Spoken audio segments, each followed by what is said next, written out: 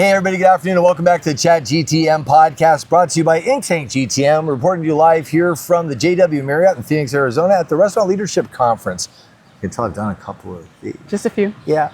I am here with my new friend, Andrea Hill. She's the Executive Vice President of HMC Management Corporation. Did I get it right? Hospitality Group. Hospitality Corporation. I was so close. You did well. Anyways, so Andrea's decided to spend a little bit of time with us to talk about her journey. When we get together, we do these interviews. Like, well, what are we going to talk about? What's important? Should we talk about Hooters? Should we talk about M&A? Should we talk about technology? And then Andrea shared with me that her journey was from working at the store level, yes, as a greeter, and then moving up through the ranks, and now she's the executive vice president of the business, and that is fantastic. And I was saying before, Andrea, to some friends we were talking about, there's very few other industries where you can climb the ranks like you do in hospitality. You know, if you have grit and tenacity, you can. There's no level that you can't rise in our industry. And some places like, well, let me see your degree right away. You got to be an MBA. Now, I'm sure some on track, a lot of people get these MBAs and stuff, but I don't have an MBA and I'm doing just fine. Very definitely do not either. Yeah.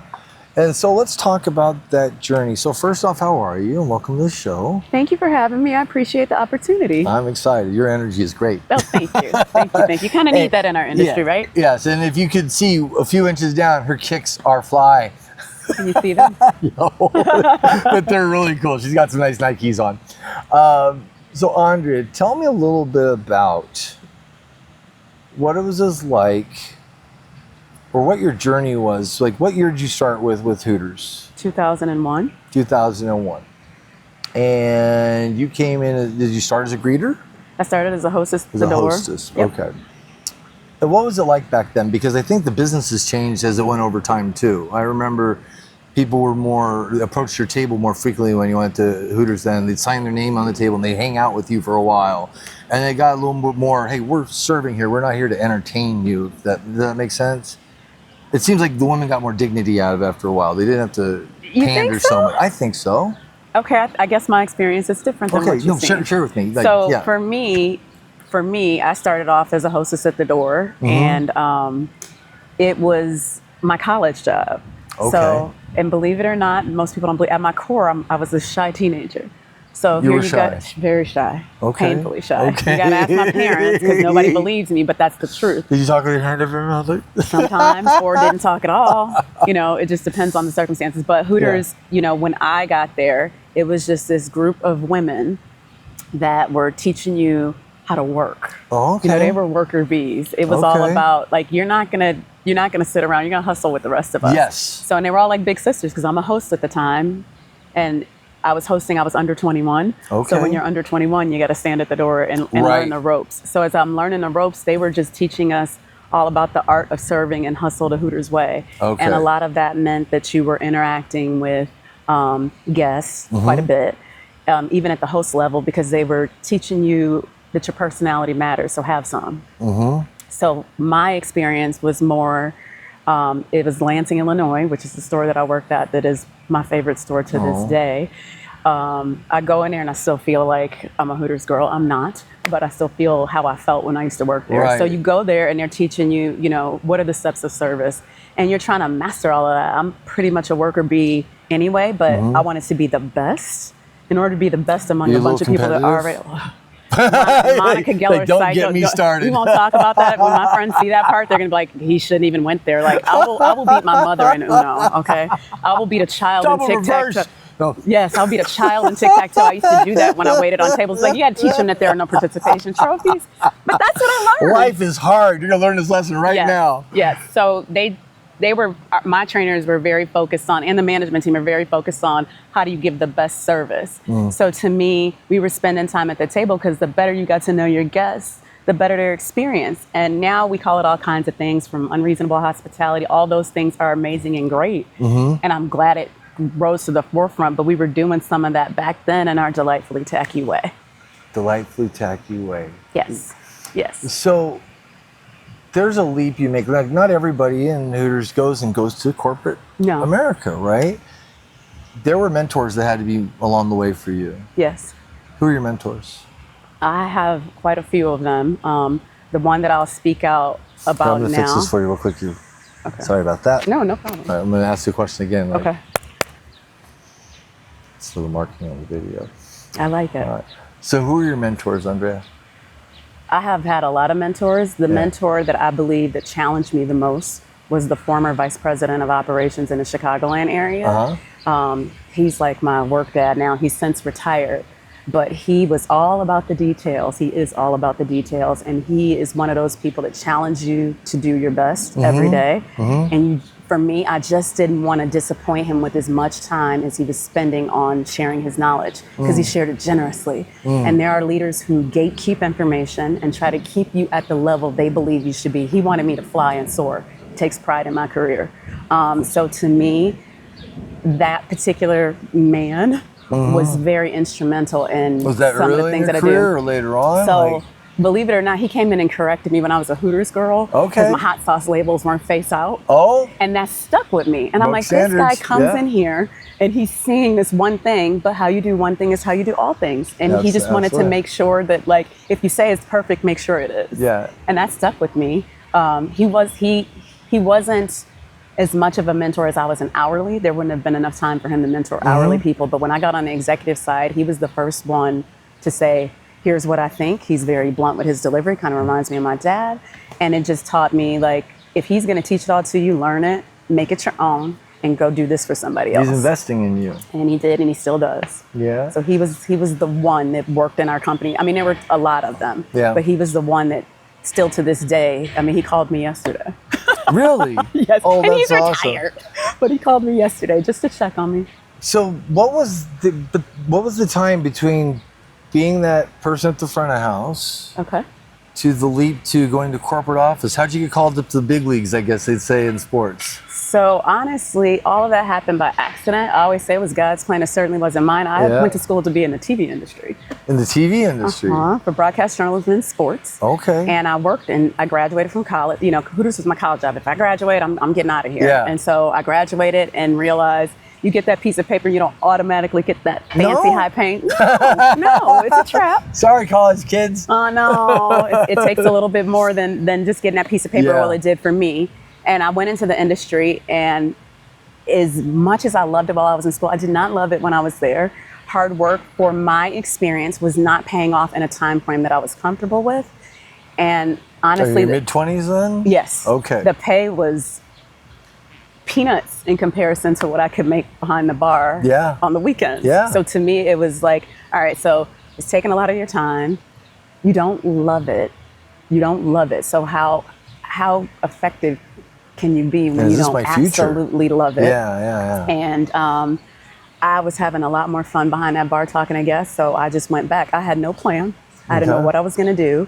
And our former COO at the time, his wife and other people had seen something in me, but she saw me at an award ceremony, and I made a speech, and you're not supposed to do that.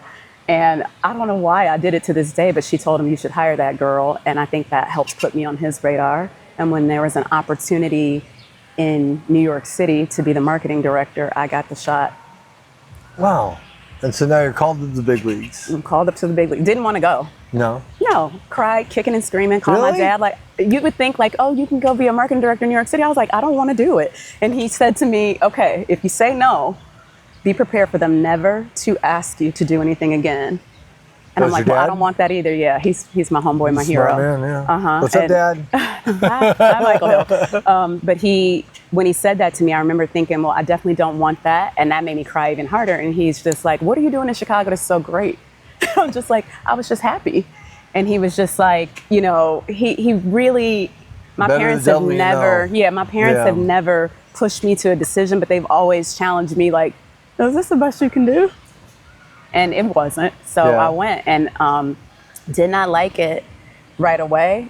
But then one day I did, and I realized this is my absolute dream job. I cannot believe that I didn't want it. I love New York. I'm obsessed with it. Look at this life. You know, look at what I get to do every day. Our restaurant was across the street from Madison Square Garden. I could see the 7th Avenue marquee from the... You've arrived. And it's like we got a partnership with the Garden. We were doing things with Fashion Week. We were doing things, charities with the New York Stock Exchange. You were loving it. You know, NYPD. It was like a Rolex, not a stopwatch. This was 2014 to 2020. Okay. So, but I would say about 2 years in, I'm running marketing, doing all this amazing things, and our CEO comes up and is like, she should be in operations. And I'm like, oh, no. But I was convinced, and I made the move. But my biggest concern was, I don't know how to be an operator. I was a Hooters girl and marketer, and he told me, if you learn it, you'll be fine, because we can teach you to block and tackle, and we can't teach somebody else your people skills. Right. So I just trust that. He's like, you're smart. You know, he's very matter of fact. You're smart. And I'm just like, thanks.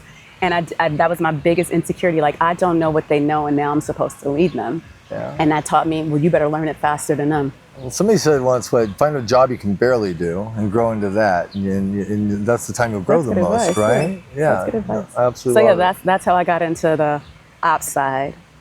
And I won't lie, it was a challenge. Yeah. Leading people at things that I didn't do day to day was hard. But I learned, like, if you keep them first, they'll keep the business first.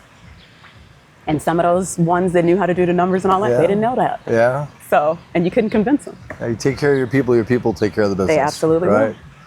That's interesting.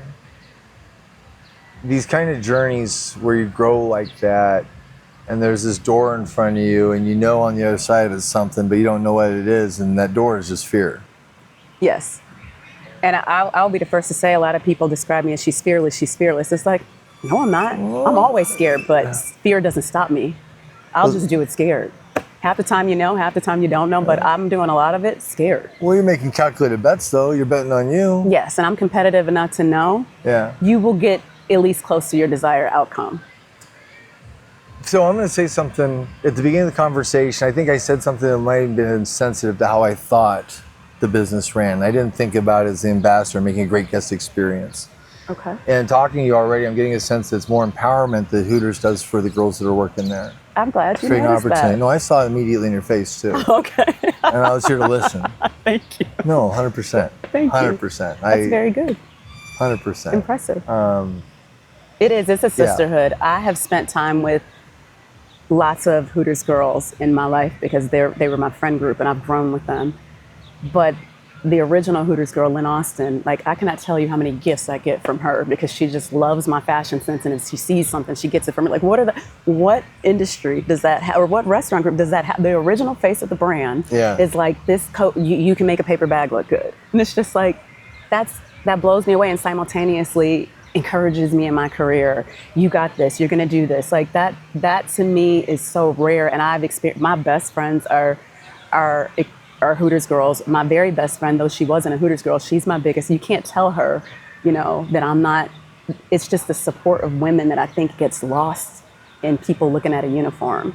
If they don't look at a Dallas Cowgirl cheerleader uniform like that, they don't look like a Rockette uniform. Those are all uniforms. They were running shorts. That's what they based it on. I get the tongue-in-cheek, and it doesn't get lost on me that people can be hypercritical. But I just wonder if they believe there is a girl inside of that uniform that is becoming a woman or a woman, and she's somebody's daughter, she's somebody's niece, 100%. She's somebody's aunt, and she has hopes, dreams. She goes home to a baby, she goes home to a husband, or she goes home to college books and quits her TV job and doesn't know what she's gonna do. And who embraced that? Like, it is not lost on me. All the executives aren't wearing Jordans and look like me, but my opportunity came at Hooters. Like, that has to count for something. That's the whole story of hospitality, though. That's why we do this. This is why I think that's the story we should be telling people that are working in these restaurants. Not that that's your job for now. Right. It's attracted generational wealth. Yes. It's attracted to ownership in some cases. Yes. Right. It's attracted to everything you ever wanted, but are you willing to work for it? Right. Right. People don't give things away here. No. You work for every inch of it. Yes. And my parents taught me that no one's going to give you anything, you're not going to win anything, so you might as well earn it. So tell me about how your dad feels about your journey now. Well, when the opportunity came up to be the executive, no, he cannot. And his Facebook is ridiculous. I'm like, you weren't supposed to put that on there. What is wrong with you? And he's like, I'm sorry. And it's just like, I didn't do that. It's like, you did do that. It's like, he'll blame my mom, and he's like, no, they've been married for like almost 50 years. But anyway, again, when I was going to make the decision to move to Texas, he would not tell me his opinion. He said, you got to do, because I'm at a different crossroads than moving to New York. I got different hopes, dreams, and want to have a family and all of that. And it's hard to do all of that when you're recovering from bankruptcy. So it was a choice of how much time can you realistically give this and how much of yourself can you give it. And he didn't want to help me make that decision. But I realized, when I went to go site survey Texas, full disclosure, I was not impressed. The facilities did not look great. The operations needed a lot of work.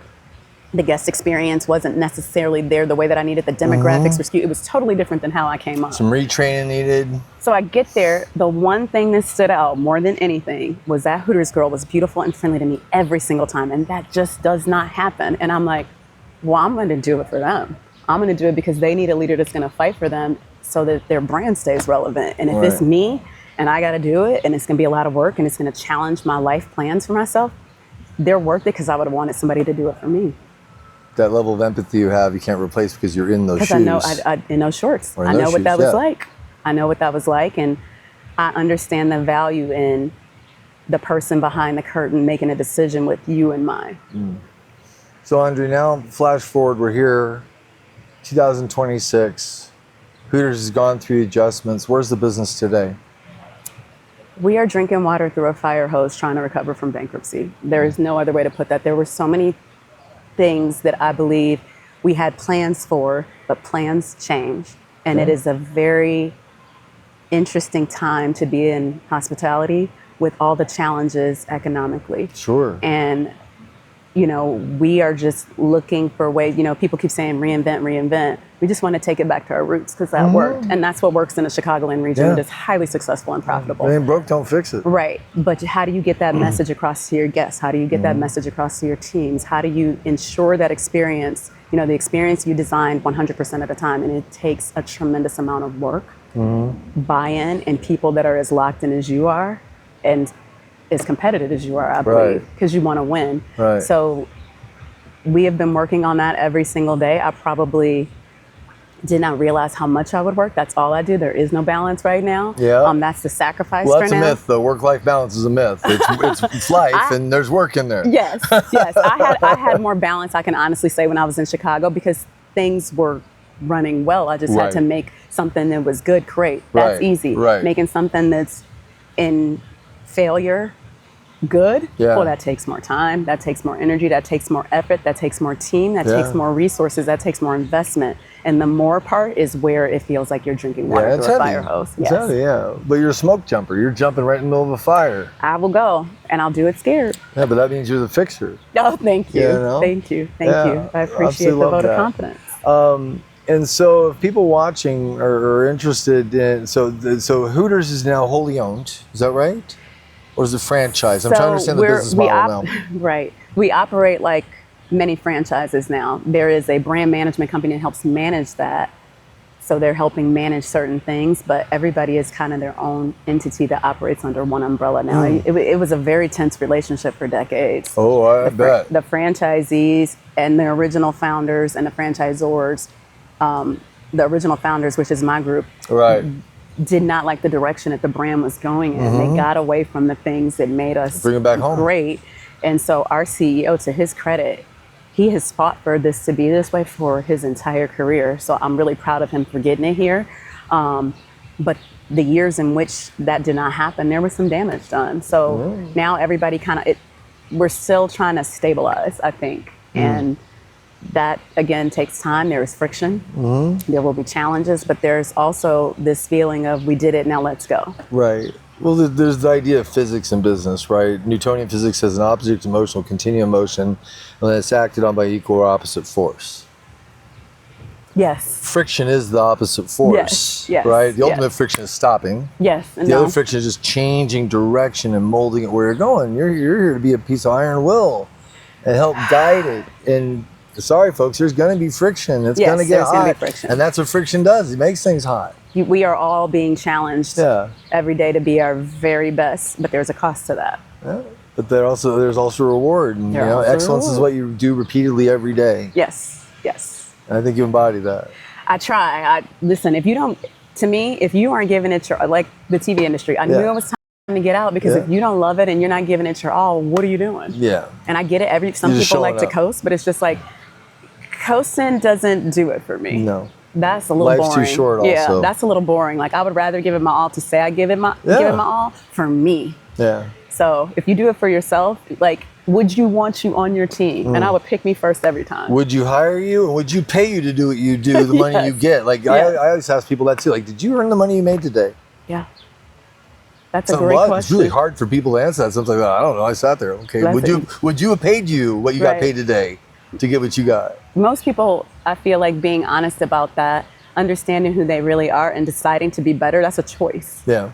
And sometimes that's a hard choice to make because it's very easy to be mediocre. And mediocrity sometimes gets rewarded in spectacular fashion. So. All right. So last question, Andrea. Flashing forward, let's say 20 years from now.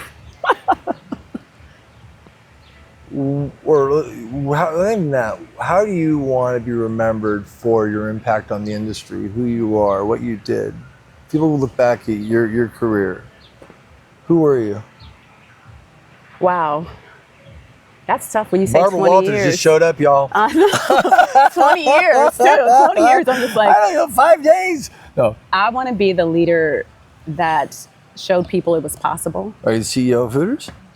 Or have you already done that and you've moved on since? Like, who knows? Yeah? CEO is an aspiration, though. Yeah. CEO of Hooters would be remarkable, unprecedented. But also, you know, what if I'm at home with a kid and nurturing that? That's winning too. Yeah. Yeah. What if, you know, that is still very important to me. So I think more about how do I get to that goal? And this is just going to be something that enhances that, because I do believe you can have it all. Sometimes you just can't have it all at once. No. Sometimes the rush to have it all, you got to temper the sauce, so to speak, right? Yes. It's been a delight. Same. Yeah, absolutely. This is awesome. I could talk to you all day in the sun. That's how we do. You are great at this. Well, thank you, Andrea. We're going to keep you around. It's a big compliment. Walt Disney was known for saying something like, if you want to be the CEO of Disney, you have to work every job in the park. Yes, that makes sense. You're on track to be CEO. Congratulations. Thank you. Thank you very much. Absolutely. Thank you very much. Absolutely. I appreciate that. All day, all day. Well, if you want to connect with Andrea, learn more about her story, are you on LinkedIn? I am on LinkedIn. Reach out. I would imagine she's got some mentoring in her too. If you're a woman in the workplace, are you part of Whirl? Are you familiar with that organization? I'm familiar with Whirl. I have not been yet a part of that. Okay. But my mentor is encouraging that. Trust me. All last night at dinner. They're awesome. So yes, they did reshare my article when my position got announced, though. So I'm familiar. Anytime you have news, let us know. We'll be happy to share that on your behalf too. 100%. Thank you. I appreciate you. All day. All right, everybody. Well, thank you so much for joining myself and Andrea Hill. Not Andrea. Nope. No, Andrea Hill with Hooters Management. HMC Hospitality HMC, Group. I can't get it right. I am so bad at that. It's okay. Hooters Restaurants. I'm all about Andrea here. So, thank you. Yeah, and she works at a place that she's making better. That is famous for Orange Shorts chicken wings. Mm-hmm. And they're good chicken wings, although I can't have breading on mine. I like my own. I can't either. I have celiac disease. I still eat the chicken wings. I want crispy skin. Yep. Yeah. But for now, this is ChatGTM podcast signing off. A little bit happier, a little bit more invigorated, and a little more hopeful for the future, because people like Andrea are out there fighting the good fight and making a great name for themselves and showing that you can do it if you really set your mind to it. Nothing can stop you. Thank you. Boom. Look at that. Thank you. All right, we'll see you guys in the next one. Bye. Have a blessed day.